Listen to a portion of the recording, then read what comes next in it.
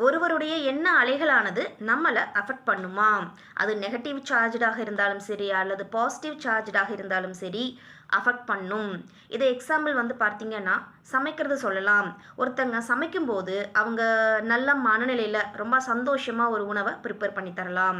அல்லது கோவமா திட்டிட்டே ஒரு உணவ ப்ரிப்பேர் பண்ணி தரலாம். ஸோ, நம்ம அந்த உணவ எடுக்கும்போது, அவங்க எந்த மனநிலையில இருந்து சமைச்சாங்களோ, கண்டிப்பா அதோட எண்ண அலைகளானது அந்த உணவுல கண்டிப்பாக இருக்கும். ஸோ, அத நம்ம எடுக்கும்போது, அதோட எஃபெக்ட்டும் நமக்கு இருக்கும். சில நேரங்கள்ல எல்லாமே நல்லா இருந்தும், நம்ம ஸ்டமக் நல்லா இருக்கு, பிளேட் ரொம்ப ஹைஜீனா இருக்கு, வீட்ல தான் சாப்பிடுறோம், இல்ல ரொம்ப ஹைஜீனான ஒரு ஹோட்டல்ல சாப்பிடுறோம். எல்லாமே பாசிட்டிவா இருந்தாலும், சம்மந்தமே இல்லாம வாமிட்டிங் வர்றது, இல்ல ஸ்டமக் பெயின் வர்றது, இதெல்லாமே கூட நம்ம ஒரு வித ரீசனா எடுத்துக்கலாம்.